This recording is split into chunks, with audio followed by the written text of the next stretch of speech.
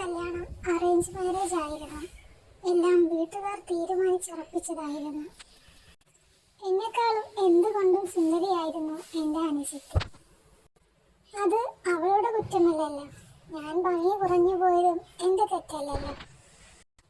ഈ ലോകത്ത് എല്ലാം തികഞ്ഞവരായി ആരുണ്ട്? എല്ലാവർക്കും എന്തെങ്കിലും കുറവുകളും ബുദ്ധിമുട്ടുകളും പ്രയാസങ്ങളും ഒക്കെ ഉണ്ടാകും. എന്നെ പെണ്ണ് കാണാൻ വന്നപ്പോൾ അവൾ സ്കൂളിൽ പോയിരുന്നു. അവൾ 10ാം ക്ലാസ്സിൽ പഠിക്കുമായിരുന്നു. അവളെ കണ്ടാൽ പറയില്ല 10ാം ക്ലാസ് ആണെന്ന്, കണ്ടാൽ +2 ആണെന്ന് വിചാരിക്കും. പെണ്ണ് കാണാൻ വന്നപ്പോൾ അവർ എൻ്റെ അനിയത്തിയെ ചോദിച്ചു. അവൾ ക്ലാസ്സിന് പോയെന്ന് ഞങ്ങൾ പറഞ്ഞു. അപ്പോഴേ അവരുടെ മുഖത്ത് ഒരു മാറ്റമുണ്ടായിരുന്നു. ഞങ്ങൾ അവളെ മാറ്റി നിർത്തിയതാണെന്ന് വിചാരിച്ചിട്ടുണ്ടാകും. പക്ഷേ അങ്ങനെയല്ലായിരുന്നു. ആ വർഷത്തെ SSLC ആയതുകൊണ്ട് അന്ന് അവൾക്ക് സ്പെഷ്യൽ ക്ലാസ് ആയിരുന്നു. അത് ഒഴിവാക്കാൻ പറ്റാത്തത് കൊണ്ടായിരുന്നു അവൾ പോയത്.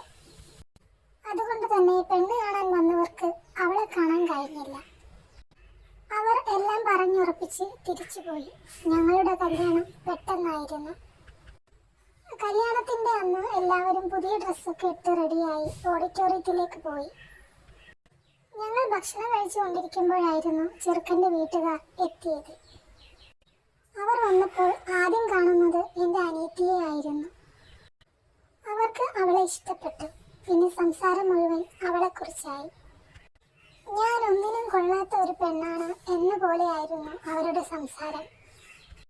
ഞാൻ കേൾക്കാൻ വേണ്ടി എൻ്റെ അടുത്ത് വന്നിരുന്നു കൊണ്ട് പറയുക, അവന് ആ അനിയത്തിപ്പെണ്ണിനെ കെട്ടിക്കൂടായിരുന്നില്ലേ എന്നൊക്കെ. കേട്ടപ്പോൾ ശരിക്കും എനിക്ക് നല്ല വിഷമമായി. എങ്കിലും ഞാനത് പുറത്തു കാണിച്ചില്ല.